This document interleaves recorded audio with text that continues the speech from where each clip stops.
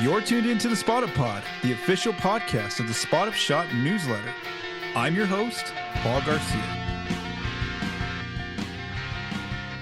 In today's episode, discussing a potential De'Aaron Fox extension, going over the Spurs signing David Jones-Garcia and Lindy Waters III, and finally, a look at the Spurs' roster and the preseason schedule release. All right, so this Sunday, August 3rd, is an important date for the Spurs' offseason calendar. That is the first date that the Spurs and De'Aaron Fox can agree to a contract extension, and Fox can sign the extension if both sides agree to an extension. So I'm going to go ahead and just talk about a little bit about a piece that I wrote this past week. It went up on Tuesday over on the spotupshot.com. It was called Extension Options for De'Aaron Fox and the Spurs. So what I'm going to go through here is just kind of explain some key pieces from some key points from that piece about a potential Fox extension. So again, Fox can sign on August 3rd, up to a 4-year max extension for $222 million if both sides agree on that amount. All right, so first I want to begin with why Fox can potentially earn 4 years, a 4-year max contract for $222 million, where those numbers come from. So because Fox has spent 8 years in the NBA already, he's able to sign a max contract for up to 30% of the salary cap, which would be about $50 million this coming off season. And then every year it goes up by 8%. He would have 8% raises. So that gets you up to $222 million. So that's just a quick explainer on where that 4 years and that $222 million salary come from. So what I did in that piece was I looked at 3 different options for Fox, going from a shorter max all the way to the full 4 years. So a shorter deal would look like 2 years, $103 million. What this does is in that second year, 27-28, that allows, there's still some financial flexibility where the Spurs are still, they're going to be an over the cap team, but they're still far enough under the luxury tax and also the first apron that they can still make some moves.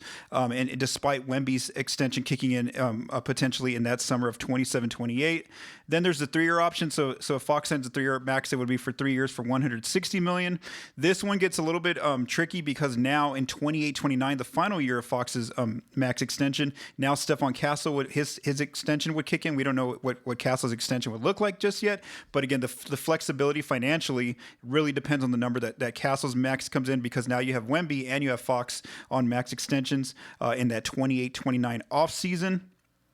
And then the last one would be if they go all the way to 4 years, the Spurs and Fox. And so a 4-year deal would look like 4 years, $222 million. This one gets a little bit more, I guess, financially constrained for the Spurs here in the offseason that year. So what's happening here is that in 29-30, the final year of Fox's extension, well, then Dylan Harper's rookie extension would kick in. And again, we don't know what number that would be, but again, a potential extension for Harper would kick in 29-30. So again, depending on Castle and Harper's numbers, if for their extensions, that could really put the Spurs over the tax and over that first apron, which means that you have limited flexibility financially when you have 2 players like Fox and Wemby on max extensions, plus you have Castle and Harper on some sort of extension. Again, I wouldn't know just yet if they'd get max extensions this early in their careers. But again, you'd have 4 players, earning a lot of salary there. That's going to put you over the first apron and potentially over the tax as well. So again, read more on the spotupshot.com if you'd like to. I go into more figures there and show some different figures there.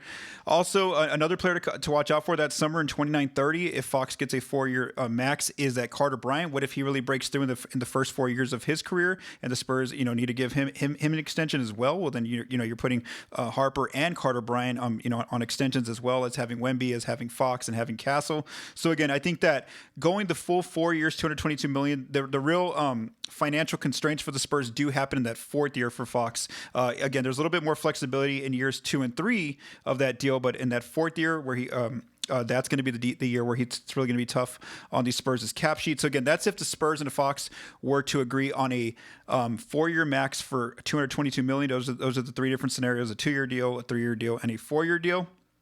Something I also wrote about in that piece was looking at shorter deals for Fox to be able to re-enter free agency. So the first deal I wrote about was a 2-year deal for $103 million at the max again, but this time there's a player option the second year. What this does is that it allows Fox to go back into free agency with over 10 years of experience in 27-28, where he could get a larger salary in year 1 of a new contract, up to 35% of the cap, which is $61 million at only 29 years old.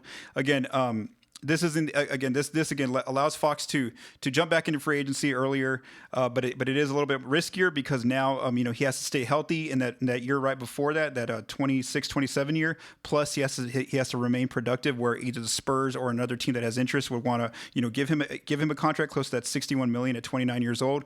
So again, that's the shortest option, 2 years for $103 million. Then there's another option of 3 years for $160 million, like I talked about earlier, but this time putting a player option after that third season. And so where he can, again, get back into free agency. So, again, if Fox were to declined his player option in 28-29, then at 30 years old he could jump back into free agency, where he'd be able to earn up to $64 million in year one of a new contract. And so this one again is very risky because now he's 30 years old going back into free agency. I don't know if teams would give him $64 million, but at least maybe they could find, he and whatever team's going to sign him, whether that's the Spurs or another team that has interest, maybe they could find a middle ground where he earns more than the $57 million he would have earned in that third year with the Spurs on a straight up 3-year max. And so again, it's more about finding that middle ground number. And again, this one's very risky as well for Fox because again, he has to stay healthy the year before and he has to remain productive so that teams can offer him a nice contract going back into free agency after that 28-29 season. If things aren't working out, the part about this 3-year deal is that if things aren't working out for Fox the year before in 28 or just 28-29 or right before that, then let's just say he's not having a good season. Well, then all he has to do is opt into his contract where he's still going to earn that $57 million with the Spurs and be back on their books. So again, I was just more looking for shorter deals in the event that the Spurs and Fox don't come to an agreement on a 4-year deal, because of course we know that the Spurs ended up getting Dylan Harper in the draft. And so again, they're going to have a future backcourt of Stephon Castle and Dylan Harper potentially. And so we'll just see, how long Fox kind of fits in that equation. Is he going to continue with the Spurs for 4 years, or do they look at shorter deals just knowing that? And maybe Fox too, like I said, if he can reach that, right now he's at 8 years of experience, so he's only getting 30% of the cap on a max, which is about $50 million. But if he can jump back into free agency in a year or two, or 2 or 3 years, then he's hit that 35% marker of being in the NBA, where he gets 35% of the cap. And now that's much more of a larger contract, whether that's $61 million in 27-28 or $64 million, up to $64 million in 28-29. But again, he is getting older at that point, 29-30, but still, in the prime of his career there. So again, those are just some options I looked at in that piece. It's shorter deals for Fox. Then the last scenarios I looked at were less than max options for Fox. So here he's basically leaving some money on the table in terms of total salary. So maybe he agrees to a 3-year deal for $150 million. So again, he's leaving about $5 million less compared to if he took the max in overall salary. Or he agrees to a 4-year deal, $215 million, which again, over the 4 years, he's leaving about $6 million left on the table compared to the max that he could have earned at $222 million about that salary. So again, if you want to jump into more of these numbers and scenarios that I wrote about, visit that piece over on the spotupshot.com. It is called Extension Options for De'Aaron Fox and the Spurs.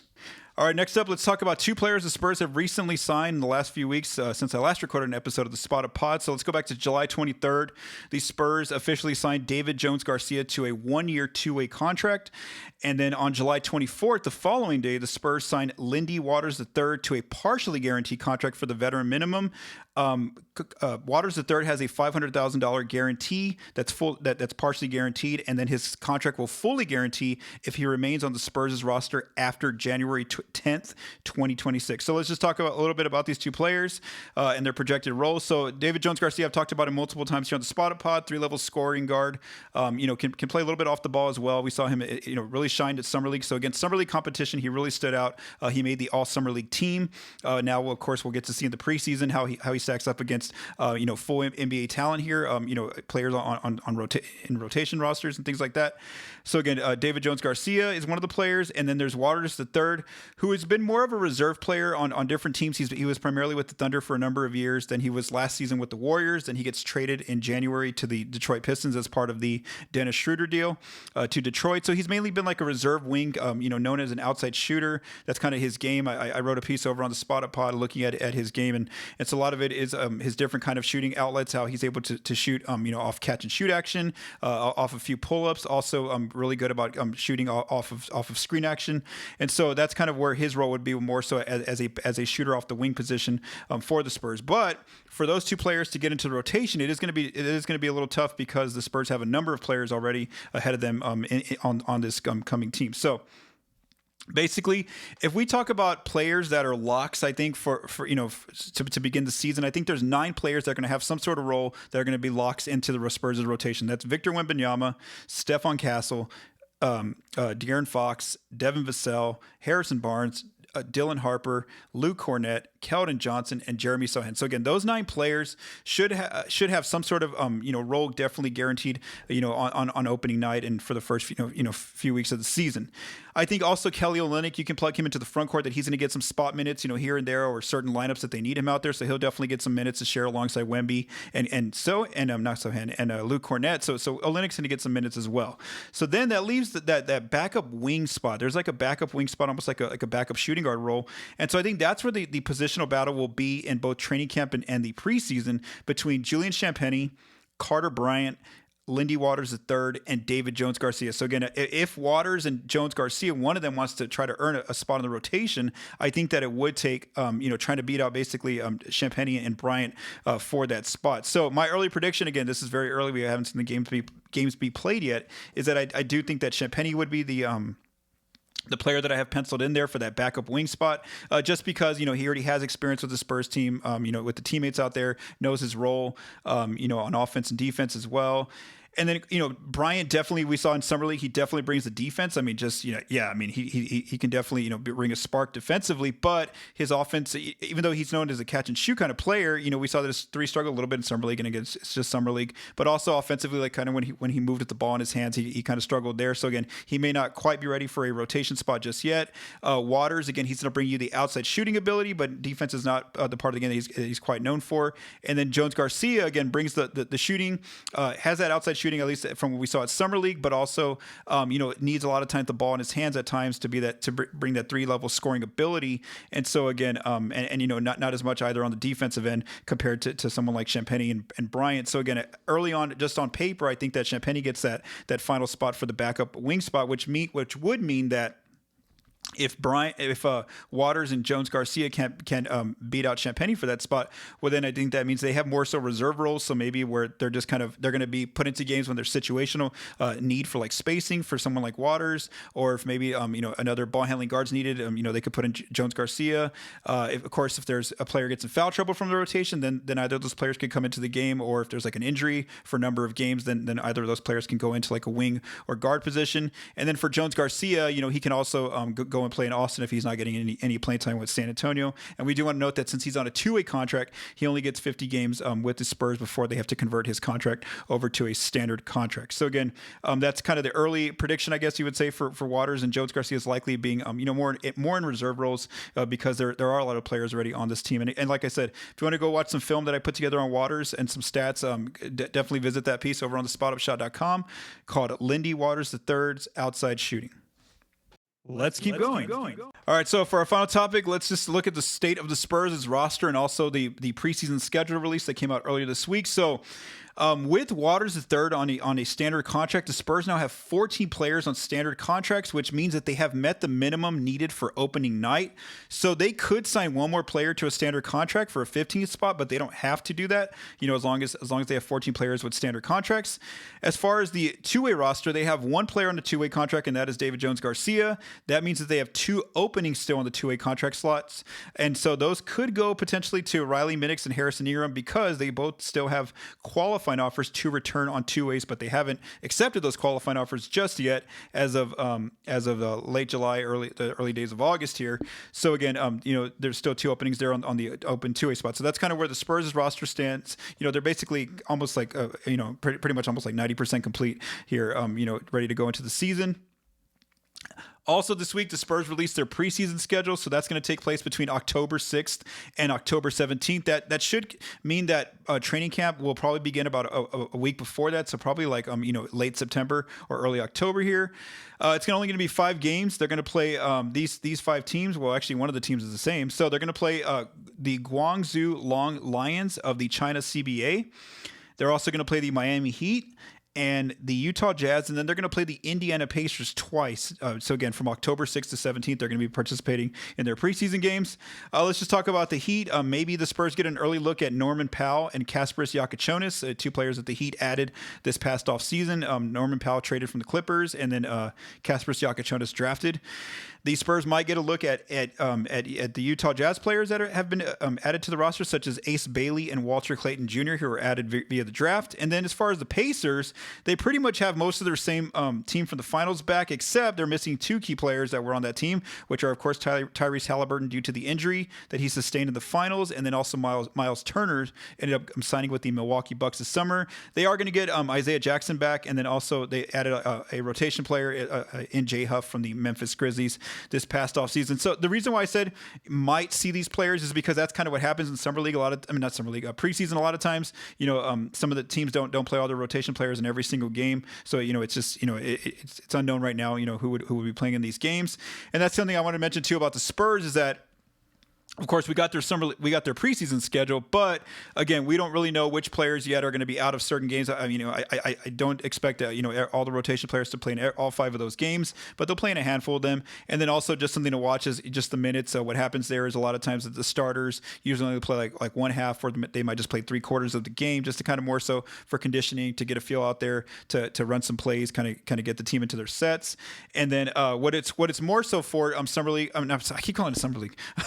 What preseason's for is that you do get, even though maybe not everyone's playing every night, at least you start to get a picture of an idea of what the coaching staff is thinking about in rotation. And then also the training camp and preseason are good opportunities for players at the end of the roster to try to crack the rotation. So again, like I mentioned earlier, there could be a positional battle for that backup wing spot between Julian Champagnie, Carter Bryant, Lindy Waters III, and David Jones Garcia. So I think that's the spot to watch during those preseason games and those training camp sessions. So again, those are just that's just a quick update on the Spurs releasing their preseason schedule. And like I mentioned in the last episode, I do think that the regular season schedule will be coming out in mid-August, because last year it did come out in mid-August. All right, so that wraps up this episode of the Spotted Pod. Like I said, we're in the off season, so my episodes aren't coming out at certain times or certain dates. I will be recording an episode in the event that De'Aaron Fox does sign a contract extension this coming weekend or sometime next week, just to kind of go over how what that does for the Spurs in the future. Thank you for taking the time to listen to this episode of the Spotted Pod. If you like what you heard, please subscribe and leave us a rating on your favorite podcast apps and our YouTube channel. The Spotted Pod is recorded and produced by Paul Garcia. The music for this episode was written by Vincent Garcia and Paul Garcia. Thank you for listening, and have a great day.